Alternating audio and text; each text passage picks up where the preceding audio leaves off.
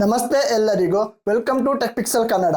ಇವತ್ತಿನ ವಿಡಿಯೋದಲ್ಲಿ ನಿಮ್ಮ ಯೂಟ್ಯೂಬ್ ಚಾನಲ್ ಹೆಸರು ಮತ್ತು ಡಿಸ್ಕ್ರಿಪ್ಷನ್ ಅನ್ನು ಹೇಗೆ ಬದಲಾಯಿಸುವುದು ಮತ್ತು ಸೇರಿಸುವುದು ಎಂಬುದನ್ನು ಡೀಟೇಲ್ ಆಗಿ ನೋಡೋಣ. ನೀವೇನಾದರೂ ಚಾನಲ್ ಅನ್ನು ಇನ್ನೂ ಸಬ್ಸ್ಕ್ರೈಬ್ ಮಾಡಿಲ್ಲ ಅಂದರೆ ಸಬ್ಸ್ಕ್ರೈಬ್ ಮಾಡಿ ಮತ್ತು ಬೆಲ್ ಐಕನ್ ಅನ್ನು ಕ್ಲಿಕ್ ಮಾಡಿ. ಇದರಿಂದ ನಮ್ಮ ಎಲ್ಲ ಹೊಸ ವಿಡಿಯೋಗಳ ಅಪ್ಡೇಟ್ ನಿಮಗೆ ತಕ್ಷಣ ಸಿಗುತ್ತದೆ. ಮೊದಲು ನಿಮ್ಮ ಯೂಟ್ಯೂಬ್ ಅಕೌಂಟ್ ಅನ್ನು ಓಪನ್ ಮಾಡಿ. ಇಲ್ಲಿ ನೀವು ಕಸ್ಟಮೈಸ್ ಚಾನಲ್ ಮತ್ತು ಮ್ಯಾನೇಜ್ ವಿಡಿಯೋ ಎಂಬ ಆಯ್ಕೆಯನ್ನು ನೋಡಬಹುದು. ಹಾಗೆ ಮೋರ್ ಅಬೌಟ್ ದಿಸ್ ಚಾನಲ್ ಎಂಬ ಆಯ್ಕೆಯೂ ಇದೆ. ಇದನ್ನ ಕ್ಲಿಕ್ ಮಾಡಿದರೆ ನಿಮ್ಮ ಚಾನಲ್ನ ಅಬೌಟ್ ಕ್ಯಾಟಗರಿಗೆ ಹೋಗುತ್ತೀರಿ.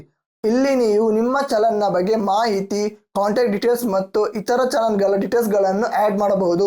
ನಿಮ್ಮ ಚಾನಲ್ನ ವಿವರಣೆಯನ್ನು ಹೇಗೆ ಪರಿಣಾಮಕಾರಿಯಾಗಿ ಬರೆಯುವುದು ಎಂಬುದರ ಬಗ್ಗೆ ನಾನು ಮುಂದಿನ ವಿಡಿಯೋದಲ್ಲಿ ವಿವರವಾಗಿ ತಿಳಿಸುತ್ತೇನೆ. ಇವತ್ತಿನ ವಿಡಿಯೋದಲ್ಲಿ ಚಾನಲ್ ಹೆಸರು ಮತ್ತು ಡಿಸ್ಕ್ರಿಪ್ಷನ್ ಅನ್ನು ಹೇಗೆ ಬದಲಾಯಿಸುವುದು ಎಂಬುದನ್ನು ನೋಡೋಣ. ಕಸ್ಟಮೈಸ್ ಚಾನಲ್ ಎಂಬ ಆಪ್ಷನ್ ತುಂಬಾನೇ ಯೂಸ್ಫುಲ್ ಅಂತಾನೆ ಹೇಳಬಹುದು. ನಿಮ್ಮ ಚಾನಲ್ ಎಲ್ಲಾ ಸೆಟ್ಟಿಂಗ್ಸ್ಗಳು ಇಲ್ಲಿ ಸಿಗುತ್ತದೆ. ಇದನ್ನ ಕ್ಲಿಕ್ ಮಾಡಿದಾಗ ನೇರವಾಗಿ ಯೂಟ್ಯೂಬ್ ಕ್ರಿಯೇಟ್ ಸ್ಟುಡಿಯೋ ಓಪನ್ ಆಗುತ್ತದೆ. ಇಲ್ಲಿ ನೀವು ಪ್ರೊಫೈಲ್ ಮತ್ತು ಹೋಮ್ ಟ್ಯಾಬ್ಗಳನ್ನು ನೋಡಬಹುದು. ಪ್ರೊಫೈಲ್ ಟ್ಯಾಬ್ ಅನ್ನು ಕ್ಲಿಕ್ ಮಾಡಿ ಇಲ್ಲಿ ನಿಮಗೆ ಬ್ಯಾನರ್, ಇಮೇಜ್ ಮತ್ತು ಪ್ರೊಫೈಲ್ ಪಿಕ್ಚರ್ಗಳು ಬದಲಾಯಿಸುವ ಆಯ್ಕೆಗಳು ಸಿಗುತ್ತದೆ. ಕೆಳಗೆ ಸ್ಕ್ರಾಲ್ ಮಾಡಿದರೆ ನೇಮ್ ಆಯ್ಕೆ ಸಿಗುತ್ತದೆ. ಇಲ್ಲಿ ನಿಮ್ಮ ಚಾನಲ್ನ ಹೆಸರನ್ನು ಬದಲಾಯಿಸಬಹುದು. ನಿಮ್ಮ ಚಾನಲ್ನ ಹೆಸರು ಮತ್ತು ಕಂಟೆಂಟ್ ಅನ್ನು ರೆಪ್ರೆಸೆಂಟ್ ಮಾಡುವಂತಿರಬೇಕು. ಇದರಿಂದ ನಿಮ್ಮ ಚಾನಲ್ನಲ್ಲಿ ಯಾವ ರೀತಿಯ ಕಂಟೆಂಟ್ ಇದೆ ಎಂದು ಎಲ್ಲರಿಗೂ ತಿಳಿಯುತ್ತದೆ.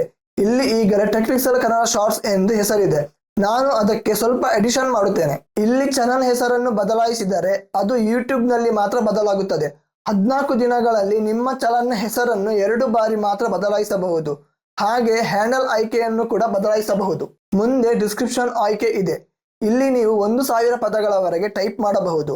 ನಿಮ್ಮ ಚಾನಲ್ನ ಡಿಸ್ಕ್ರಿಪ್ಷನ್ ಅನ್ನು ಚೆನ್ನಾಗಿ ಬರೆಯಿರಿ. ಇದರ ಬಗ್ಗೆ ನಾನು ಮುಂದಿನ ವಿಡಿಯೋದಲ್ಲಿ ವಿವರವಾಗಿ ತಿಳಿಸುತ್ತೇನೆ. ಈಗ ನಾನು ಒಂದು ಸ್ಯಾಂಪಲ್ ಡಿಸ್ಕ್ರಿಪ್ಷನ್ ಅನ್ನು ಇಲ್ಲಿ ಕಾಪಿ ಪೇಸ್ಟ್ ಮಾಡುತ್ತೇನೆ. ಇಲ್ಲಿ ನಾನು ನನ್ನ ಚಾನಲ್ನಲ್ಲಿ ಯಾವ ರೀತಿಯ ವಿಡಿಯೋಗಳು ಬರುತ್ತವೆ, ಯಾವ ರೀತಿಯ ಕಂಟೆಂಟ್ ಮಾಡುತ್ತೇನೆ, ನನ್ನ ಫೋನ್ ನಂಬರ್ ಮತ್ತು ನನ್ನ ಇನ್ನೊಂದು ಚಾನಲ್ನ ಲಿಂಕ್ ಅನ್ನು ಸೇರಿಸಿದ್ದೇನೆ. ಇದರ ಬಗ್ಗೆ ನಾನು ಮುಂದಿನ ವಿಡಿಯೋದಲ್ಲಿ ವಿವರವಾಗಿ ತಿಳಿಸುತ್ತೇನೆ. ಇವತ್ತು ಕೇವಲ ಡಿಸ್ಕ್ರಿಪ್ಷನ್ ಅನ್ನು ಹೇಗೆ ಬದಲಾಯಿಸುವುದು ಮತ್ತು ಸೇರಿಸುವುದು ಎಂಬುದನ್ನು ನೋಡೋಣ. ಇದೆಲ್ಲ ಆದ ನಂತರ ಪಬ್ಲಿಷ್ ಬಟನ್ ಅನ್ನು ಕ್ಲಿಕ್ ಮಾಡಿ. 5 ಸೆಕೆಂಡ್ಗಳಲ್ಲಿ ನಿಮ್ಮ ಚಾನಲ್ ಹೆಸರು ಮತ್ತು ಡಿಸ್ಕ್ರಿಪ್ಷನ್ ಅಪ್ಡೇಟ್ ಆಗುತ್ತದೆ.